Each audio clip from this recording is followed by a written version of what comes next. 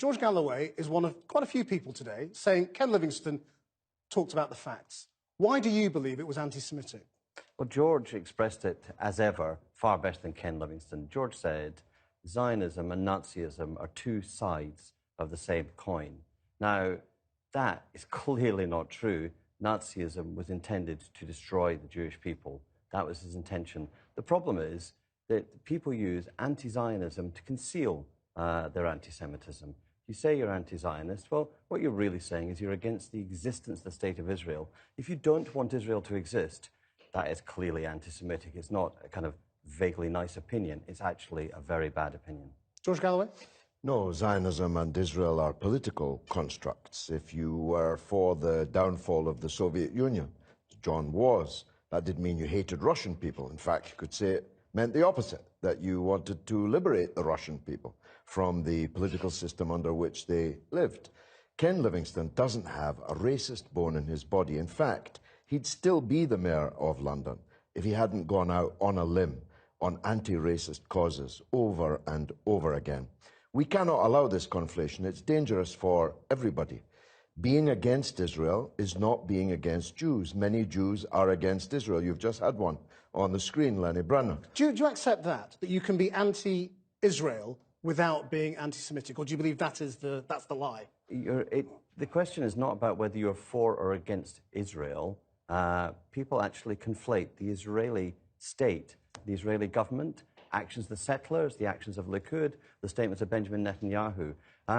People who don't want Israel to exist, among whom are a very large number of people on the ultra-left. I don't say George is one of those, but there are people for whom anti-Zionism is a shield behind which they march. They call Israel a country with its own Supreme Court that fines against its own government. They call that an apartheid state. Do you accept that some people do that? There are some. The anti-Semitism exists. It's always existed. The Daily Mail used to fund it. But this is on the left problem, in particular, that some people hide behind being, anti-Israel when they are in fact. Well, there may be some, though I have to tell you in all honesty, I've never met one, and Ken Livingstone certainly isn't one, and neither is Jeremy Corbyn or John McDonnell.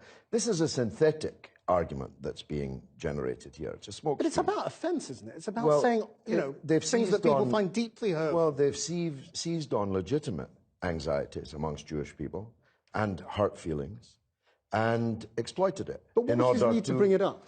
I mean, why mention Hitler in that answer yesterday? Oh, it's something to do with his age. I reference the Second World War all the time. It was our finest hour, the defeat of fascism, the greatest victory of the 20th century, and so on. These are perhaps age-related points. John McTernan? It was an absurd thing to say. It was as if to say, we don't really object to Hitler's earlier work when he seemed to be pro-Zionist, but a bit later he went mad. I mean, Hitler was a racist and anti-Semite throughout his entire career. Of course. And to name him, to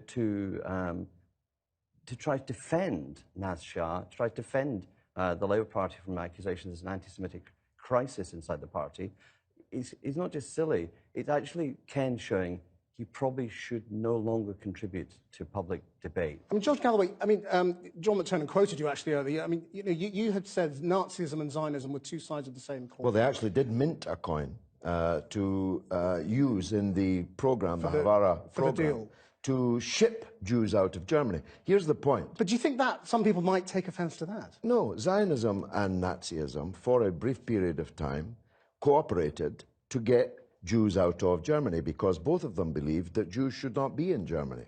The Zionists believed they should be in Palestine for one set of reasons, and the Nazis believed but to say Hitler supported Zionism is surely a perversion. And Zionism was about liberating Jews from persecution. It's not. Look, the Zionists were not Nazis, and the Nazis were not Zionists. And actually, if you look at the transcript, Livingstone never said that they were. He said that they cooperated together, and they did. That's a matter of historical fact. He said Hitler supported You don't actually need to bring the historian from America. You could bring many historians from Israel. This is not a secret. It's only a secret to those now waking up to it. They were cooperating because they had the same idea, that the European Jews should not be in Europe. They should be in Palestine. Now, what Jeremy Corbyn has said, and I think George Galloway has also said, is that actually this is about you attacking Corbyn. Jeremy Corbyn is doing a perfectly good job of attacking himself.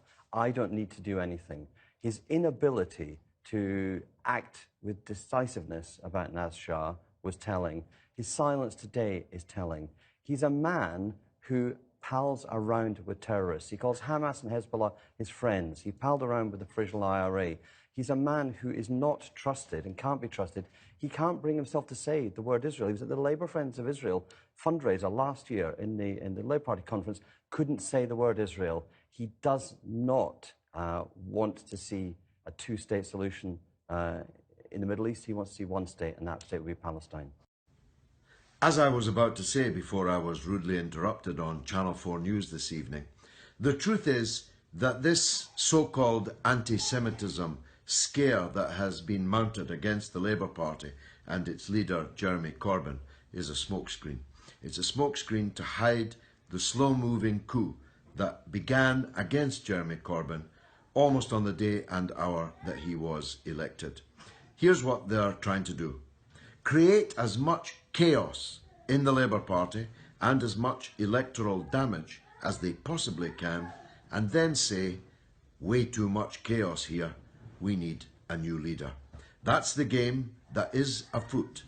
Sadiq Khan is right at the centre of this coup, and don't reward him with any first preference votes if you're a Jeremy Corbyn supporter. I'm George Galloway, and I approve this message.